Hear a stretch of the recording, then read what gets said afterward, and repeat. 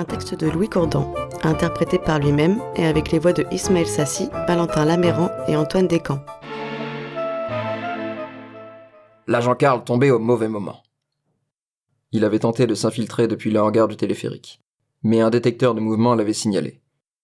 Il se tient maintenant debout, les bras derrière le dos, entouré de gardes dont 2 qui l'empoignent fermement.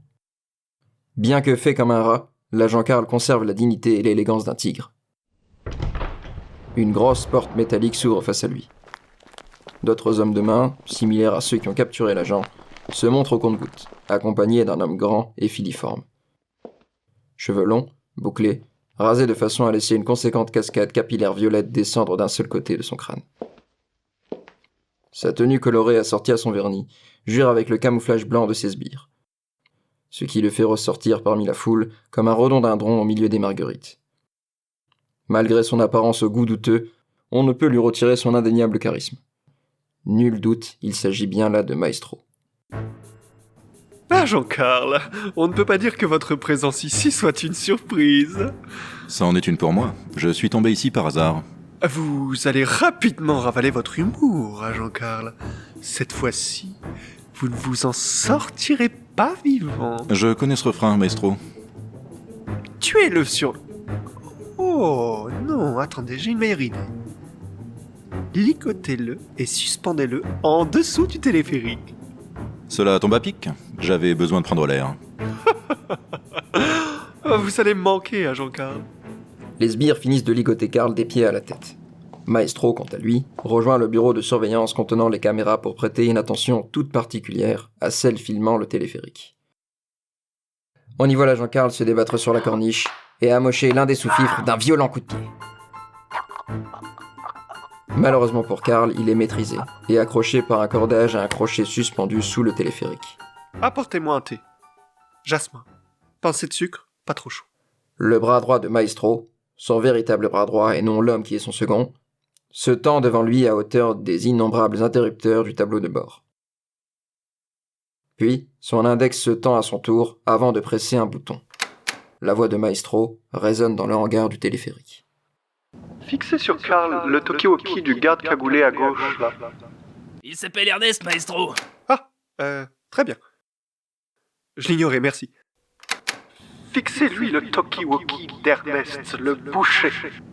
Puisqu'il est venu jusqu'ici, je vais confier à l'agent Karl un secret qu'il emportera avec lui dans le ravin. Non, c'est Ernest tout court, patron. Oui, je sais, mais ça manque un tout petit peu de charisme, voyez-vous. Au travers l'écran, les sbires semblent confus par les ordres qui viennent d'être donnés. Le téléphérique démarre. L'agent Karl est traîné sur le sol jusqu'à se retrouver subitement dans le vide. À bord, 3 hommes armés. En dessous, l'espion ligoté tête en bas. Les bras fixés le long du corps, il se débat. Enfin, je chéris vraiment ces moments, Karl. Ceux où je peux enfin t'expliquer mon incroyable plan pendant que tu es à ma merci. Je m'ennuierais de toi, Karl, si tu n'étais pas là. Pourquoi te tuer quand je peux m'amuser avec toi? Pourquoi te détruire d'une simple balle quand je peux orchestrer mon propre programme télévisé? Tu es mon acteur, Karl, ma vedette, mon personnage principal, le Bond de mon Dr No. Je suis en effet sûrement influencé par les histoires d'espionnage qui ont bercé mon enfance. Et tu vois, je m'étais juré de ne pas reproduire les erreurs stupides des grands méchants. Mais c'est beaucoup trop tentant quand on a le pouvoir et les moyens de tout maîtriser. Il s'échappe, rattrapez-le. Il arrive, hélico. Il me menace, tuez-le sur le champ. Et que tous ceux qui n'obéissent pas à mes ordres me fassent parvenir leurs rides, si cela peut les aider à changer d'avis.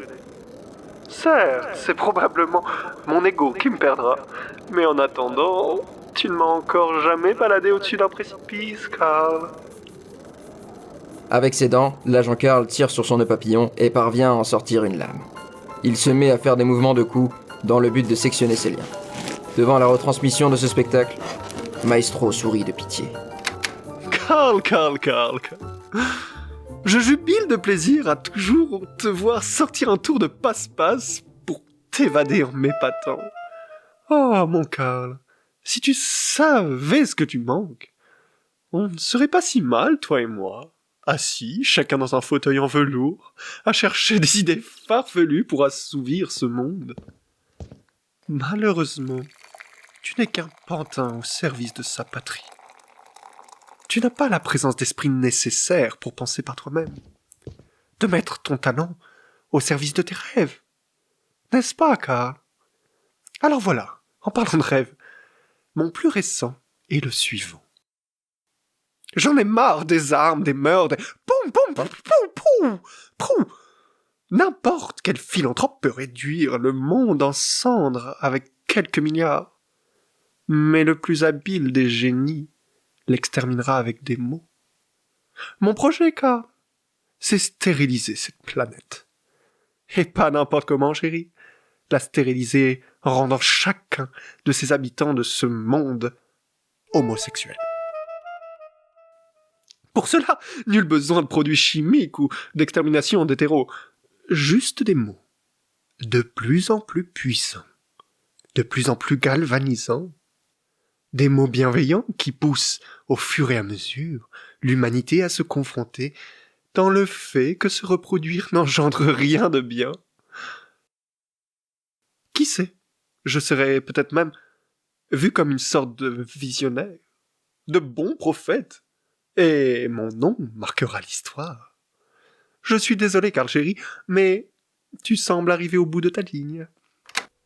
Le téléphérique approche dangereusement du rebord de la falaise. Plus que 3 mètres avant que Karl finisse compressé contre la paroi rocheuse. Ses mouvements de tête sont de plus en plus rapides. 2 mètres. Il parvient bientôt à sectionner ses liens. 1 mètre. Il se défait de ses liens. La corde coupée rejoint rapidement le précipice. Avec Karl, qui la tient aussi fermement qu'inutilement entre ses mains. Bon Dieu! L'homme et le cordage s'éloignent paisiblement dans le vide glacial. Bien joué, boss, il est mort. Mais pensez-vous qu'il a survécu? Oh non, pas à 400 mètres de chute libre sur le bord d'une falaise. On est enfin débarrassé de lui. Il ne s'en est pas sorti. Eh bien, enfin, vous aviez fort resserré ses liens? Oui, très fermement, comme vous le souhaitiez, non? Ben, je suis surpris. Vous avez douté de nos compétences, patron? Non, mais ce n'est pas loin d'être la 15e fois que l'on a affaire à lui. On ne peut pas dire que les 14 précédentes fois ont été un franc succès. Mais vous êtes content, non? Oui. Karl est mort, donc je suppose... Je suis content. Merci, soldat. C'est pas tous les jours facile de vous comprendre, maestro. Bien. Sortez à présent. J'aimerais finir mon thé tranquillement. Les hommes de Maestro sortent de la pièce. Elle se vide tranquillement mais suffisamment vite pour laisser Maestro avec ses pensées. Il semble arrêté, fixé sur l'image bleutée de la scène qui est maintenant figée. Il saisit sa tasse sans lui accorder un seul regard. Il la porte jusqu'à sa bouche et souffle sur son thé qui a déjà eu le temps de refroidir. L'écran montre un téléphérique désert dans un hangar tout aussi désert. Maestro est seul, devant le petit écran diffusant un final des plus silencieux. Pourquoi m'as-tu fait ça, Karl?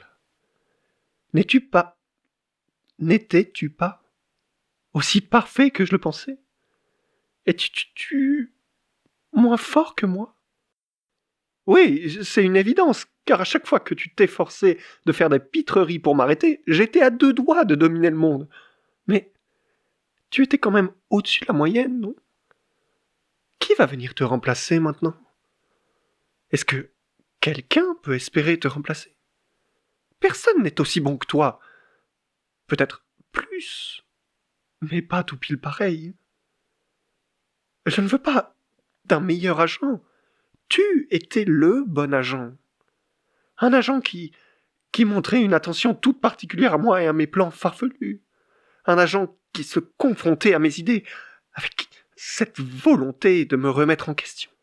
Qui rester professionnel, mais savais blaguer, rire et parler de sujets bien plus profonds. Un agent qui... Un agent qui était avant tout une personne qui m'intéressait, et que j'intéressais.